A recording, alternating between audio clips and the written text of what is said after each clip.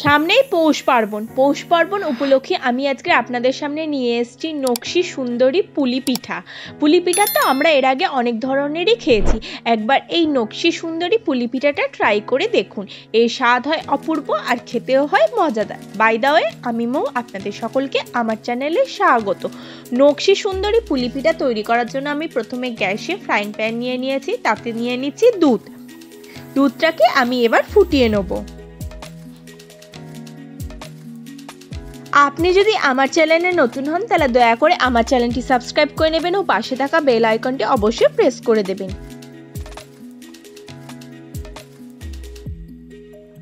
দুধটাকে আমি 2 মিনিট এইভাবে জাল দিয়ে ফুটিয়ে নেব।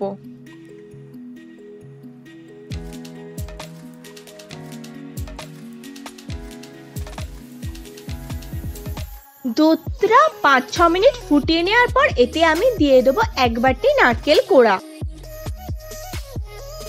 নারকেল কোড়া দিয়ে নারকেল কোড়াটাকে দুধের সাথে ভালো করে মিশিয়ে নেব, নিয়ে আবারও 2-3 মিনিট ফুটিয়ে নেব।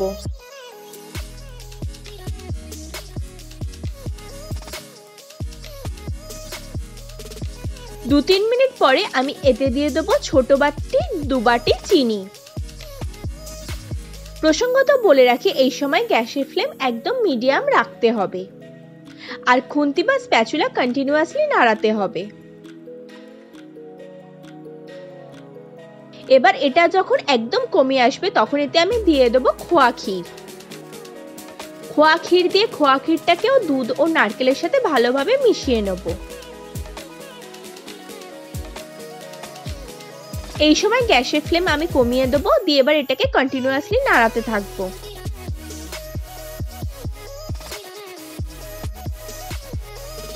এটা থেকে আমি একটা মোটামুটি টাইট ডো তৈরি করে নেব। খুব টাইট করা দরকার নেই, এই রকম ঘনত্ব হলেই এটাকে আমি নামিয়ে নেব। এটা ঠান্ডা হলে ধীরে ধীরে শক্ত হয়ে যাবে। এবার আমি গ্যাসে একটা কড়া নিয়ে নিচ্ছি, তাতে আমি নিয়ে নিচ্ছি 2 কাপ জল। এতে দিয়ে দিচ্ছি 1 চামচ চিনি আর দিয়ে দিচ্ছি 1/2 কাপ সবুজ রং। এই রং দেওয়াটা অপশনাল, যদি বাড়িতে না থাকে আপনারা নাও দিতে পারেন।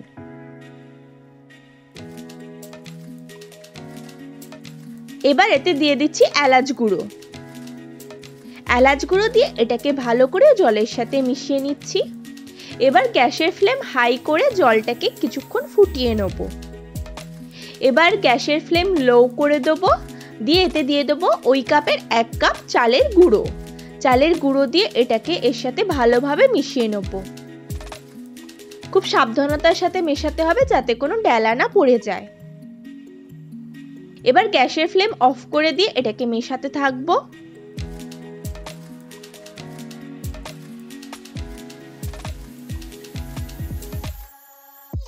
এবার এটাকে আমি একটা পাত্রে নেমে ঠান্ডা করে নেব। ঠান্ডা হয়ে গেছে, এবার এটাকে আমি ভালোভাবে মেখে নিচ্ছি।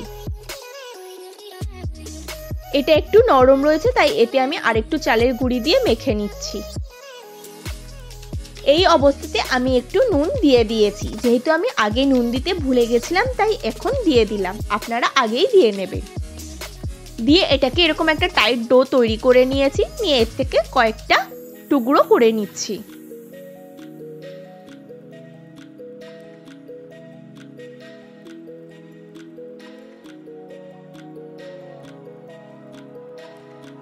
দেখুন, আমি কয়েক টুকরো করে নিয়েছি। থেকে একটা টুকরো নিয়ে আমি হাত দিয়ে চেপে চেপে একটা খোল তৈরি করে নেব, যাতে আমি এর মধ্যে পুর দিতে পারি। দেখুন, আমি খোল তৈরি করে নিয়েছি। এবার তৈরি করে রাখা পুরটা দেখুন ঠান্ডা হয়ে শক্ত হয়ে গেছে। এবার এর মধ্যে পুর দিয়ে দিচ্ছি। পুরটা আপনারা একটু বেশি পরিমাণে দেবেন, যত বেশি পুর দেবেন তত বেশি টেস্ট ভালো হবে। দিয়ে এবার মুখটা বন্ধ করে আমি গোল শেপে তৈরি করে নিচ্ছি। আমি আরেকটা করে দেখাচ্ছি, আপনারা পদ্ধতিটা ভালো করে দেখে নিন।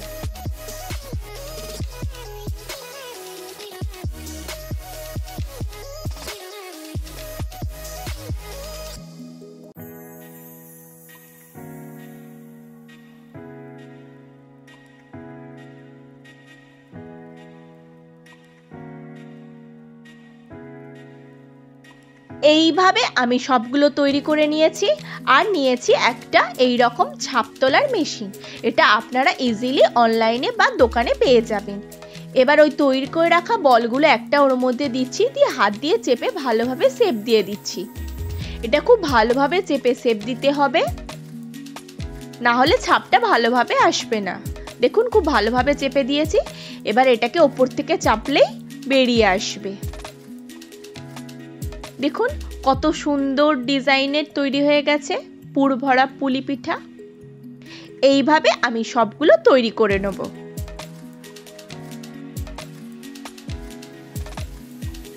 আমি আপনাদেরকে আর একটা পদ্ধতি করে দেখাচ্ছি, পদ্ধতিটা ভালো করে দেখে নিন।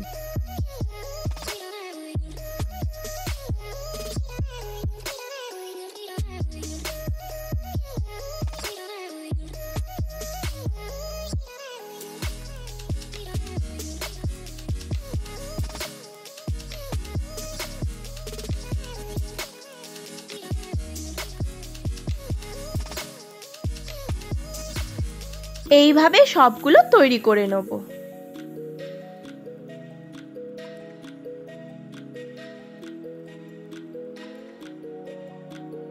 দেখুন এইভাবে সবগুলো তৈরি করে নিয়েছি। এবার এটাকে সাইডে রেখে দিয়েছি। আমি এরকম একটা ফুটো প্লেট নিয়েছি। এবার হাতে তেল নিয়ে এটাকে ভালো করে তেলে প্রলেপ দিয়ে দিচ্ছি।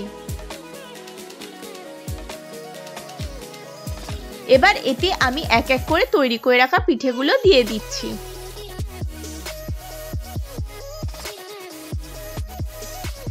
দেখুন দিয়ে দিয়েছি। এবার আমি গ্যাসে জল ফুটতে দিয়েছিলাম, তাতে আমি এই প্লেটটা দিয়ে দিলাম। দিয়ে এবার এটাকে ঢাকনা চাপা দিয়ে দেবো। দিয়ে এটাকে আমি দমে হতে দেবো 15 মিনিটের জন্য। খেয়াল রাখতে হবে যাতে কোনোভাবে কোনো দিক দিয়ে ভাপ না বেরিয়ে যায়। 15 মিনিট হয়ে গিয়েছে, আমি ঢাকনা সরিয়ে নিচ্ছি। দেখুন কত সুন্দর তৈরি হয়ে গেছে আজকের আমাদের রেসিপি নকশি সুন্দরী পিঠা। আমি একটা আপনাদেরকে কেটে দেখাচ্ছি।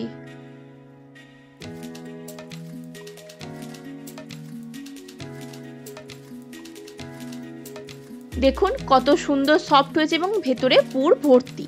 আপনারা অবশ্যই একবার এই পদ্ধতিতে নকশি সুন্দরী পুলি পিঠা বা পুর পিঠা তৈরি করে খেয়ে দেখবেন, এর স্বাদ হয় অপূর্ব। আশা করি আপনাদের আজকের এই ভিডিওটি ভালো লেগেছে। যদি ভালো লাগে তাহলে লাইক করবেন, কমেন্ট করবেন, শেয়ার করবেন আর আমার চ্যানেলটি অবশ্যই সাবস্ক্রাইব করবেন এরকম নিত্য নতুন রেসিপি সবার আগে পাওয়ার জন্য।